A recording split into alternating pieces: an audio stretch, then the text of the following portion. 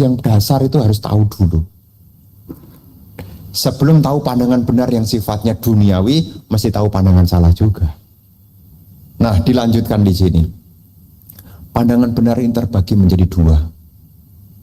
Ada pandangan benar. Yang pertama, pandangan benar yang masih memiliki kotoran, yang berpihak pada jasa, yang menghasilkan perolehan, punya bagia upah diwepaka. Ini berbicara apa? Kalau Anda berbuat baik, itu ya sudah benar Anda. Ya, tapi ini masih bersama dengan asawa, masih aku. Kenapa ibu bapak berbuat baik? Supaya aku bahagia. Ya, ini namanya masih sebutannya adalah sasawa. Ya. Bukan anasawa. Ya. Tapi sebutannya adalah sasawa. Jadi ibu bapak berlatih masih ada embel-embel. Aku. Kenapa berdana? Supaya aku hidupnya makmur. Kenapa mengembangkan meta? Supaya saya punya keelokan. Ini sebutannya adalah sasawa, duniawi. Apakah salah Bante? Sudah lumayan. Ya, lumayan. Daripada tidak, ini sudah lumayan. Ya, Anda berdana, Anda menjalankan sila. Kenapa ibu bapak menjalankan sila? Ya, supaya orang-orang percaya sama saya. Masih bagus ya, daripada ngelanggar sila. Tapi ini sebutannya masih sasawa. Artinya masih bersama aku. Ya, kan ada tuh asawa itu kalau dibahas kan ada 3. Kamasawa, bawasawa, dan awijasawa. Kalau abhidhamma menjadi 4 ditambah diti asawa. Nah, itu semua adalah wujud dari aku. Kamasawa, bawasawa, awijasawa, itu semua ya berbau tentang aku. Nah, yang kedua adalah pandangan benar yang mulia tanpa kotoran, melampaui dunia sebagai faktor jalan. Jadi ada 2, ada yang sasawa dan ada yang anasawa. Sasawa itu masih bersama keakuan, mudahnya begitu. Ya, kalau seseorang masih dibelenggu oleh kamasawa, bawasawa, dan awijasawa, ini masih mengalami lahir lagi. Asawa itu penghanyut, membuat seseorang hanyut dalam samsara lahir berulang-ulang. Ya, sebutannya adalah aku, masih aku. Ya, dihanyutkan maka melahirkan aku, eksistensi itu selalu ada. Sedangkan yang kedua ini adalah anasawa, sudah tidak lagi bersama dengan pengotor batin. Nah, meliputi apa saja?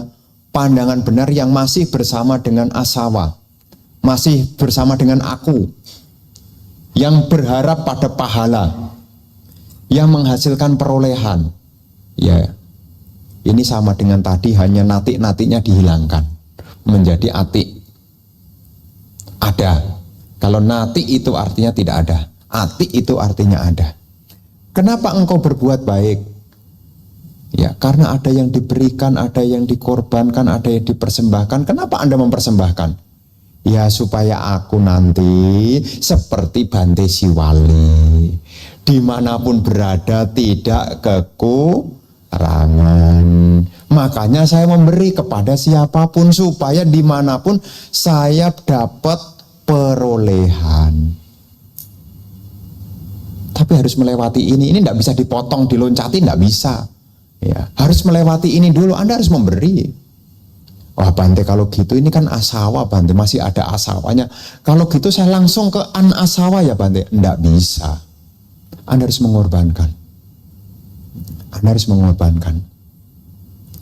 Mengorbankan waktu Anda. Ya, ini semua kan masih ada aku. Coba kalau ditanya, kenapa ibu bapak meditasi?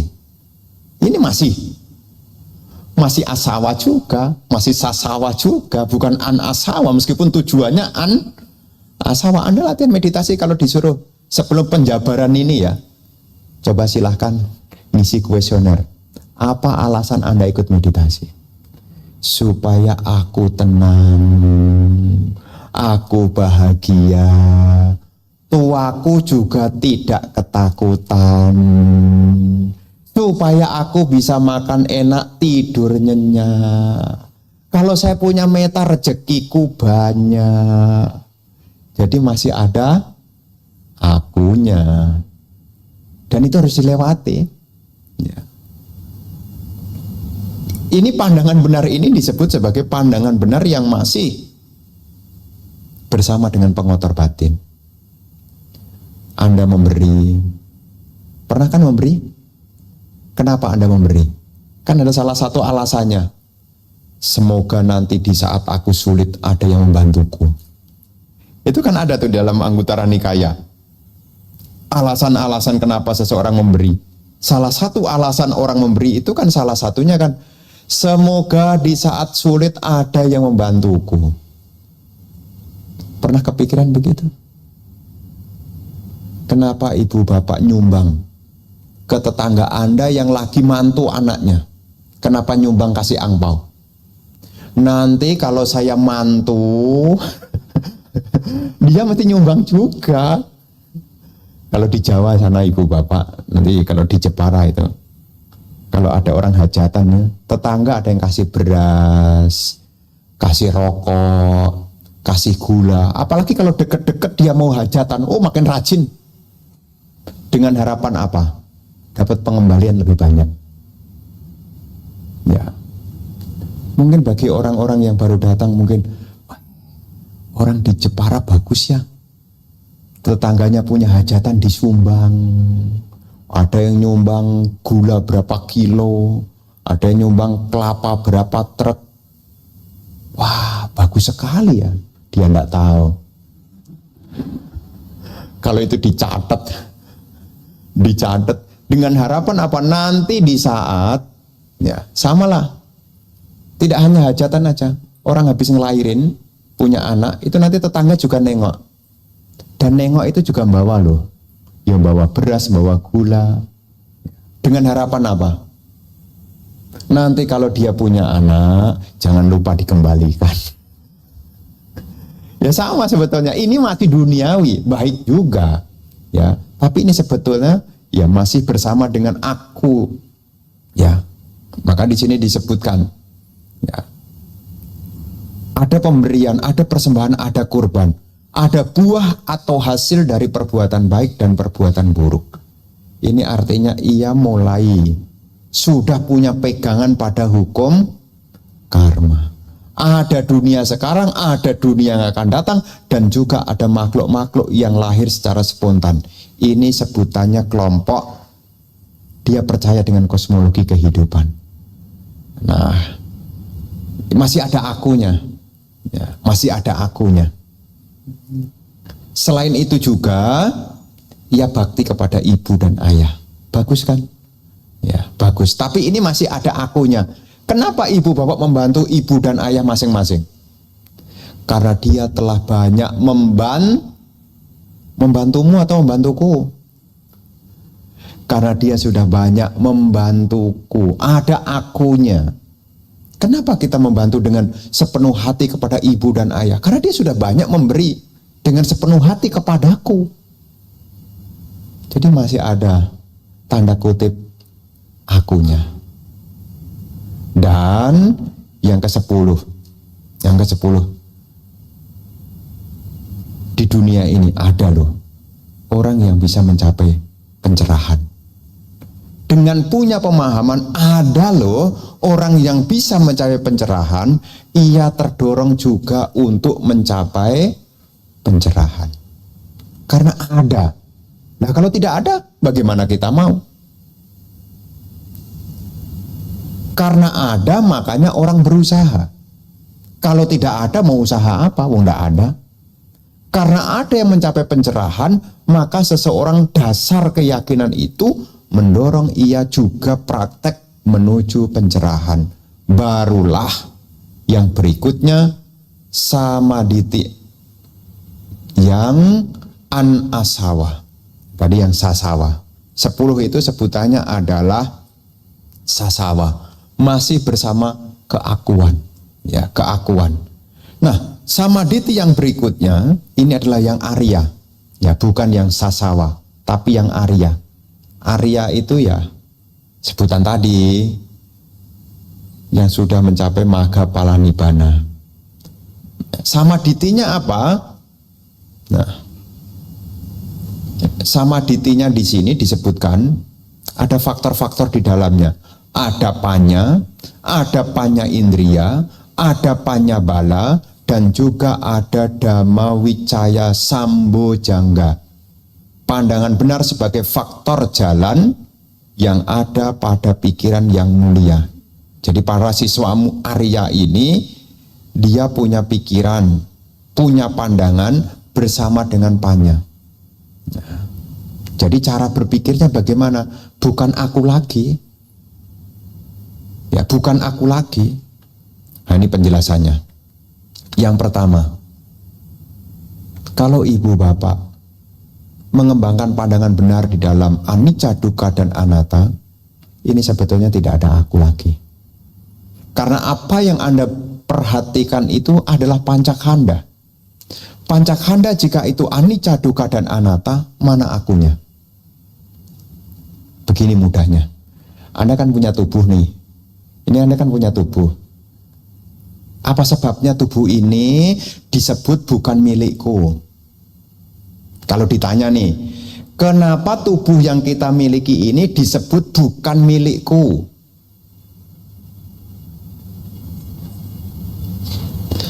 Sekali lagi, kenapa tubuh ini disebut bukan milikku?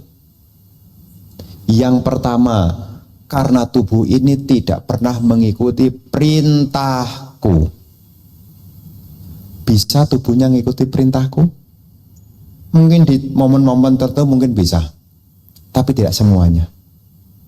Ayo tubuh kita ke dapur ngambil air minum, dia ikut. Mungkin untuk itu mungkin masih bisa ya. Tetapi ketika Anda duduk meditasi, kemudian kaki Anda kesemutan, tolonglah, jangan kesemutan, ini baru 30 menit aja belum. Ampun. Apakah dia akan memberi pengampunan kepada Anda, tubuh Anda ini? Nyut. Lantai berkali-kali tenang, jangan bergerak. Ampun. Bisa mengikuti perintahku tubuh ini? Tidak bisa. Terus perasaan ketika kakinya berubah nyut, perasaannya senang atau tidak senang? Tidak senang. Kemudian tolonglah perasaan, mestinya kamu bahagia. Apakah dia bisa tunduk dengan perintahku? Tidak bisa. Tidak bisa. Kemudian pikiran Anda mulai ngacau. Belnya kok enggak bunyi-bunyi, Kemudian tolonglah pikiran konsentrasi. Karena kakinya nyut, perasaannya tidak nyaman, bisa disuruh konsentrasi? Tidak bisa. Apa sebabnya? Inilah yang disebut sebagai ini bukan milikku. Jadi sewaktu Anda meditasi, Anda melatih kebijaksanaannya. Sehubungan dengan mulai dari tubuh, Anda punya pemahaman yang benar, yang mulia, bahwasanya tubuh ini bukan milikku. Jadi kalau orang itu punya pandangan tubuh ini bukan milikku, dia sudah sebutannya sudah mulai mengarah kepada Arya. Tapi kalau masih klaim, ya ampun, terus selesai meditasi, terus sampai luar, di dalam sih diam aja, sampai luar cuma ada, itu juga masih ada aku juga. Tapi ibu bapak, semua harus dilewati, tidak bisa tidak. Mulai dari mengerti pandangan salah yang sebagai salah, mengerti pandangan benar sebagai pandangan benar, meliputi yang duniawi, harus dimengerti 10-10-nya itu. Ya. Ditambah ketika ia mengembangkan mau menjadi siswa Arya, ia mulai memahami tentang apapun sabe sangkara anicca, sabe sangkara duka, sabe dhamma anatta. Segala bentukan apapun tidak kekal adanya. Dan itu cara membuat Anda jadi punya kebijaksanaan. Dan kalau Anda bijaksana, maka Anda tidak akan mudah terbawa oleh kondisi. Ada lawan katanya dari bijaksana Arya adalah kebijaksanaan putujana, orang biasa.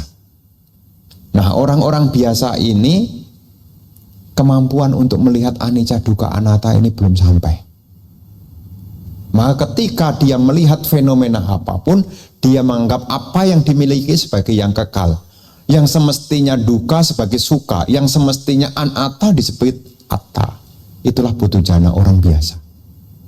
Tapi dengan kita latihan meditasi ini supaya kita ya dikit-dikit lah, meskipun tadi masih ada aku-akunya. Ya enggak apa-apa, dikit-dikit, nanti mulai duduk. Ya kan 1 jam misalnya, ada sakit. Ya mulai merenungkan, mulai menghadapi langsung, kaki ini bukan milikku. Apa sebabnya? Kaki ini tidak pernah mengikuti perintahku. Oh kakiku tak seharusnya begini. Oh kakiku tak seharusnya begitu. Karena tubuh ini yang tidak pernah mengikuti perintahku, maka tubuh ini tidak bisa disebut sebagai ini milikku, ini aku, ini diriku. Perasaan juga sama. Ya. Makanya sebutannya ini pandangan benar Arya. Pandangan benar Arya. Sudah mulai melepas keakuan. Kalau panyanya ini mulai dimunculkan, nanti indrianya pun juga akan berubah. Namanya panya indria. Dari kebijaksanaan biasa meningkat menjadi indria, panya indria. Ya, menjadi panya indria. Yang semula panya saja, karena dia latihan, maka dia mulai meningkat menjadi panya indria. Indria itu sama dengan indra. Indra itu sama dengan pemimpin. Ya. Jadi dia tidak akan jatuh. Kenapa? Karena dia sudah dipimpin oleh kebijaksanaan. Jadi ketika ada pengalaman yang tidak menyenangkan, dia tidak jatuh di dalam kebencian. Kalau dia punya pengalaman menyenangkan, dia tidak jatuh di dalam nafsu kesenangan. Kenapa? Sudah dikendalikan oleh kebijaksanaan. Mulai dari mana? Panya meningkat menjadi panya indria. Ya, makanya manusia ini memiliki panca indria. Ada 5 indria. Dia punya kuasa masing-masing. Mata punya kuasa hanya melihat bentuk. Mata tidak bisa mendengar. Karena kekuasaannya di situ. Kekuasaan mata itu hanya bisa melihat. Kekuasaan telinga hanya bisa mendengar. Anda tidak bisa kemudian, ini katanya aromanya vanila loh. Tidak bisa. Anda tahu aromanya vanila, ini mesti diarahkan kemana? Hidup. Katanya warnanya si biru. Tidak mungkin. Anda tahu warna ini harus Anda sodorkan di depan mata. Anda tidak mungkin mencium begini. Apa warnanya? Tidak mungkin bisa menjawab. Ya, tidak mungkin bisa. Inilah yang disebut dengan indria atau indra. Dia punya kekuasaan. Batin seseorang yang sudah berkembang, dia sudah dipimpin oleh kebijaksanaan. Nah, yang kita yang belum berkembang dipimpin oleh apa, Bante? Kalau yang sudah siswa Arya dipimpin oleh kebijaksanaan, kita ini dipimpin oleh apa, Bante? Awija dan tanha. Kita dikendalikan oleh ketidaktahuan, didorong oleh nafsu kesenangan. Itulah yang menyebabkan dumadi, kelahiran demi kelahiran. Sudah tahu lahir tua sakit mati itu kok menderita, loh kok ya mau lagi itu, bayangin tuh. Lahir tua sakit mati kan menderita, berpisah dengan mencintai kan menderita. Loh kok ya masih mau lahir lagi? Apa sebabnya? Karena didorong oleh awija dan tanha. Ya, berbeda dengan siswa Arya. Ketika ia mengalami kesenangan, ketika ia bertemu dengan yang tidak menyenangkan, dia tidak jatuh. Karena indrianya itu langsung yang bekerja kebijaksanaan, langsung otomatis. Ya, ibaratnya kalau mobil itu kemudi setir, ada lubang, kemudinya ini benar nih, supirnya benar nih, ada lubang, lubangnya ditabrak atau dihindari. Semahal apapun mobil orang, lihat lubang pasti dihindari.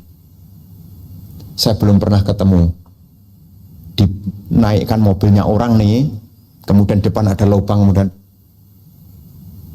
ayo banting kita coba yuk. Nggak mungkin, dia pasti akan banting, ya akan banting sebagus apapun, sebagaimanapun ya. Kalau dihadapkan ada yang berlubang, ada yang halus, semua supir yang sadar dia akan memilih yang halus. Yang kasar, yang berlubang dia tidak tembus. Kenapa? Dia punya daya pengendali. Demikian pula siswa-siswa yang Arya, yang sudah mencapai Sotapati, Sakadagami, Anagami, dan Arahata, tahu lubang, dia tidak akan tembus. Makanya jaminannya minimal dia tidak mungkin jatuh di alam menderita. Paling bawah pencapaian Sotapana itu, kenapa dia tidak mungkin jatuh di alam menderita? Karena panca indrianya sudah bekerja. Ada yang buruk, indir. Kenapa kita menderita? Ada yang lubang, meleng. Ya, sudah tahu jalannya licin, bukan hati. Makanya kita yang belum mencapai Sotapana ini masih punya faktor resiko. Panca indrianya ini belum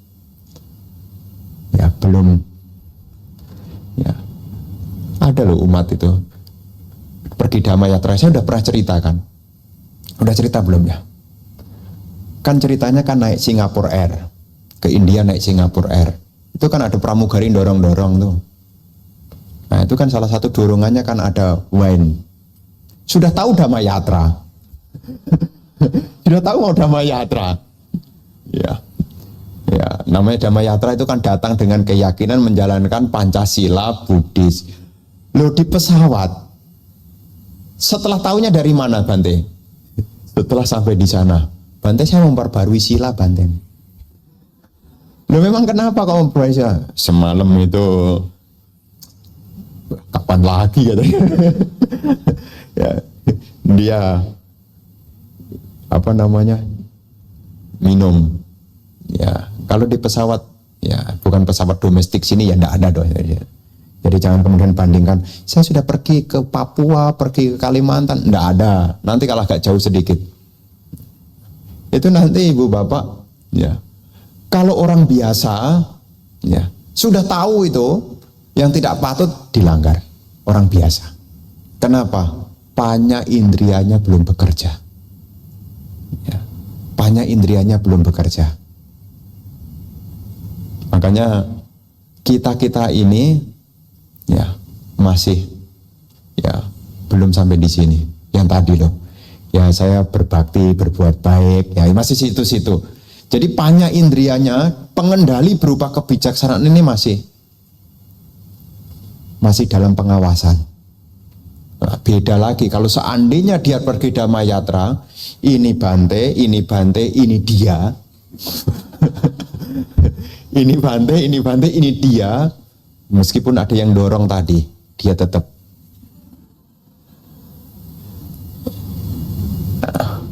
Kenapa? Karena dia merasa aku masih. Dia merasa tidak melakukan karena ada sosok yang lain. Nah, beda dengan yang sudah Arya ini. Kebijaksanaan sudah menjadi indrianya. Tidak mungkin jatuh. Makanya disebut panci indria. Panya indria. Indrianya berupa indria kebijaksanaannya sudah bekerja, tidak jatuh dalam awija. Ya, tidak mungkin jatuh dalam awija. Kalau dia panyanya ini sudah menjadi pengendali, maka ia yang berikutnya akan punya kekuatan. Kekuatannya di dalam kebijaksanaan. Kebijaksanaan yang telah menjadi kekuatan tak tergoyahkan, di mana awija atau kebodohan batin tidak lagi mampu menahan atau menipu. Sudah menembus 4 kebenaran mulia. Kalau sudah menembus 4 kebenaran mulia, tidak akan terkelabui oleh apapun. Apa yang dilihat adalah penderitaan. Dan dia paham, sangkit tenak pancuk pak danak kanda duka. Kemelekatan pada 5 gugusan pembentuk adalah penderitaan. Tidak mungkin bisa dikelabui dengan yang lain. Kalau sudah kuat, ditarik-tarik tidak akan ikut. Pernah ditarik-tarik orang tidak ikut? Kenapa? Karena Anda jauh lebih kuat. Kebijaksanaan yang sudah punya kekuatan tidak akan menarik seseorang menuju ketidaktahuan. Dan ini semua dimulai dari panya. Anicca dukkha anatta. Diasah, nanti Anda menjadi skillful, punya keterampilan. Sebutannya Anda jadi pemimpin, panya indria. Kalau sudah jadi pemimpinnya, Anda akan punya kekuatannya. Ya, kekuatannya. Jadi ini tidak tiba-tiba langsung tiga-tiganya langsung muncul, enggak. Mulai dari yang kecil. Anda tidak akan jatuh. Anda ingat panya aja, Anda bisa meredam loh. Belum jadi panya indria, baru ingat panyanya saja. Ada barang rusak. Kemudian Anda ingat, oh tidak kekal. Menderita tidak? Anda jauh lebih ikhlas. Ya namanya produksi ya tidak ada yang kekal. Nanti tambah lagi urusan duniawi. Ya apapun ya memang berubah. Meskipun bagus sekalipun, melewati quality control sekalipun, apapun kan tidak kekal. Tidak akan menyalahkan produknya, tidak akan menyalahkan siapapun. Kenapa? Anda punya dasar kebijaksanaan. Anda tidak mungkin marah-marah. Kenapa? Anda tidak marah-marah. Dimarahin juga tidak akan berubah juga. Tidak akan berubah juga. Itulah kehebatan kalau seseorang mengerti tentang ketidakkekalan. Ketidakkekalan jika dilekati akan menimbulkan penderitaan. Jadi duka itu muncul ya bukan karena ketidakkekalannya, karena melekat. Ya, melekat. Tubuh ini ya wajar tua, tapi kenapa tubuh ini jadi menderita? Karena Anda melekat dengan tubuh ini. Nah, berikutnya, setelah dia punya kekuatan, dia menyelidik apapun. Dan apapun yang diselidiki itu dari segala aspek. Secara analisis dia vipassana, dia mengamati nama rupa ini atau salayatana ini, yang diketemukan hanyalah anicca, dukkha, anatta. Segala aspek. Ya, salayatana. Pintu indria sekalipun yang 6 ini, kalau diamati semua ya cuma 3 ini. Anicca, dukkha, anatta. Tidak kekal. Anda boleh amati apapun. Apakah ada di dunia ini yang tidak kekal? Apakah di dunia ini ada yang tidak kekal? Semua tidak kekal. Tidak ada yang tidak. Meskipun Anda mengatakan, dari dulu dia itu kok sama ya? Ya karena Anda jarang-jarang ketemu. Tapi kalau diperhatikan, ya setiap momen kita ini berubah. Segala apapun.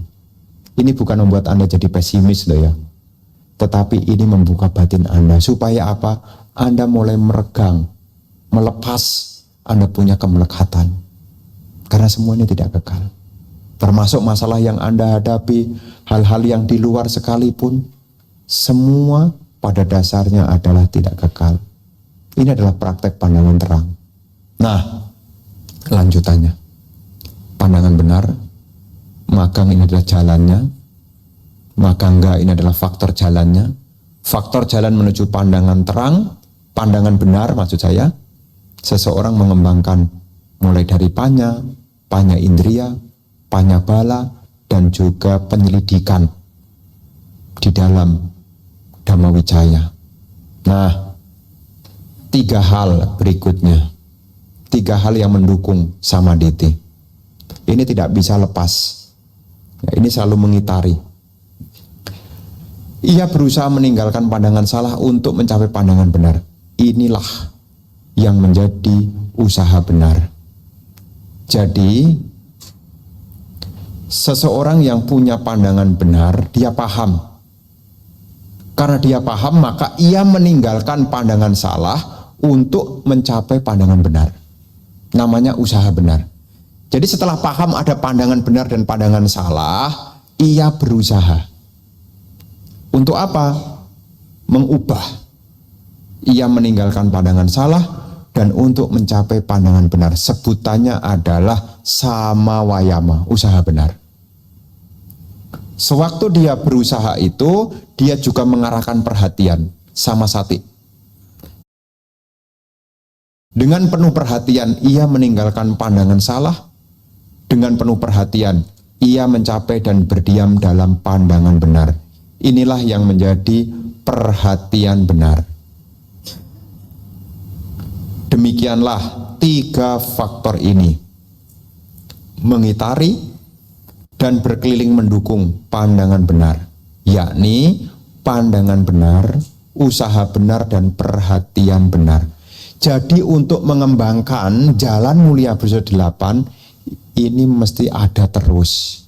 Contoh nih, gimana caranya Bante? Ini sebetulnya nanti bagian yang berikutnya, tapi tidak saya bahas hari ini, hanya saya ambilkan satu sampel aja. Contohnya adalah bagaimana Anda mengembangkan pandangan tentang begini pertanyaannya, bagaimana caranya Anda mengembangkan ucapan benar? Anda harus tahu dulu apa ucapan salah dan apa ucapan benar. Tahu apa ucapan salah, tahu apa ucapan benar, sebutannya adalah pandangan benar. Dan usahanya adalah usaha menggeser. Kalau tahu ucapannya salah, berusaha menjadi ucapannya benar. Itu namanya usaha benar. Sewaktu berbicara, tahu apa yang akan diucapkan ini benar atau salah, namanya perhatian benar. Jadi untuk mengembangkan ucapan benar itu perlu dukungan 3 ini. Pandangannya, bagaimana pandangan tentang ucapan benar itu apa saja? Ucapan salah itu apa saja? Usahanya, mana yang mestinya ditinggalkan, mana mestinya dimunculkan, dan mesti ada perhatian. Pernah mendengar orang yang ngomong begini, aduh ngomong saya. Kenapa dia mengatakan aduh salah ngomong? Karena saat berbicara tidak menghadirkan perhatian, sama satinya tidak ada. Apakah dia tidak tahu saat dia berbicara tadi 3 hal ini tidak ada di dalamnya? Dia hanya terbawa oleh ketidaktahuan, terbawa oleh kesenangan, sampai-sampai tidak ada pandangan benar, tidak ada usaha benar, termasuk tidak ada perhatian benar. Ya, jadi ini misalnya kalau mau mengembangkan ucapan benar. Nah, kalau mau mengembangkan pikiran benar bagaimana Bante? Juga sama. Harus tahu pikiran salah itu apa? Pikiran benar itu apa? Apa pikiran benar? Nekama sangkapa, abhyapada sangkapa, dan ahimsa sangkapa. Namanya pikiran benar. Kalau pikiran salah, kama sangkapa, bhyapada sangkapa, dan wihimsa sangkapa. Pikiran bersama nafsu, pikiran bersama niat jahat, dan pikiran bersama kekejaman. Sebutannya ini adalah pikiran yang salah. Pikiran yang benar, pikiran yang melepaskan, nekama sangkapa. Pikiran yang tidak ada niat jahat, abhyapada sangkapa. Dan pikiran yang tanpa kekejaman, ahimsa sangkapa. Tahu dulu, ini pikiran benar, ini pikiran salah. Setelah tahu ada usaha. Dan saat usaha itu mesti ada perhatian. Sehingga apa hasilnya? Pikirannya jadi benar. Karena pikiran benar itu tidak bisa berdiri sendiri tanpa ada 3 faktor ini, tidak bisa. Kenapa ya Bante pikiran saya kok tidak benar-benar ya? Iya, pandangannya masih keliru. Tidak ada usaha, tidak ada perhatian. Kenapa ya kalau saya ngomong kok begini? Lah situnya belum tahu ucapan benar itu apa saja. Sudah tahu ucapan benar apa saja? Ucapan salah dah kalau gitu dah. Ucapan salah, musyawadah, berbohong, kemudian berkata kasar, parusa waca, memecah belah, pisuna waca, membual atau omong kosong, sampah palapa. 4 ini namanya ucapan yang salah. Nah, untuk meninggalkan ucapan yang salah ini, seseorang mesti tahu apa saja sih ucapan salah itu. Ya, setelah tahu ucapan salah itu, dia ingin mengembangkan ucapan benar, maka dia juga harus tahu ucapan benar itu yang seperti apa. Pandangan dulu, teorinya mesti tahu dulu. Ya, makanya hari ini ya kita belajar teorinya dulu supaya ibu bapak ya pandangannya sudah benar. Sehingga apa? Nanti usahanya benar, perhatiannya juga benar. Tapi kalau pandangannya belum jelas, nanti ngambilnya bisa salah. Yang diperhatikan bisa salah. Saya pun juga seringkali bisa salah juga.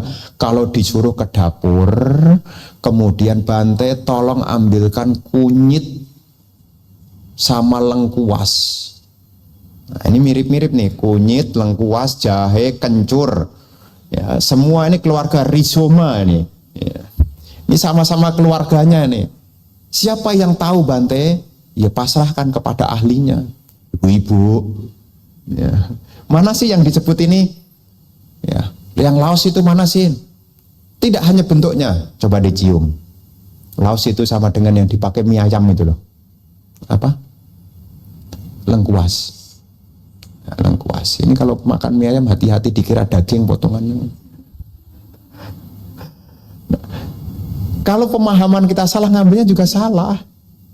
Ya disuruh ngambil apa, ngambilnya apa. Sama juga kita praktek juga begitu. Makanya samaditi disebut sebagai pubanggama, dia paling awal dulu. Kalau seseorang punya pemahaman, maka usahanya akan benar, perhatian juga akan benar. Mana yang layak untuk diperhatikan, mana yang layak untuk diusahakan. Setelah dia punya pemahaman yang benar, jangan kebalik. Yang semestinya tidak diusahakan, malah dia usahakan mati-matian. Yang semestinya tidak diperhatikan, malah dia perhatikan mati-matian. Kenapa salah perhatian? Kenapa salah usahanya? Karena pandangannya salah. Tengah malam diajak meditasi, mengatakan sudah capek. Tapi kalau tengah malam diajak keluyuran, ayo. Kenapa bisa salah mengusahakan? Kenapa bisa salah perhatian? Karena dia punya pandangan yang salah. Makanya sebabnya di situ sama sedikit pubanggama hoti. Pandangan benar menjadi awal dari perjalanan. Yang terdepan dalam perjalanan adalah pandangan benar. Nah, kita bersambung sampai di sini.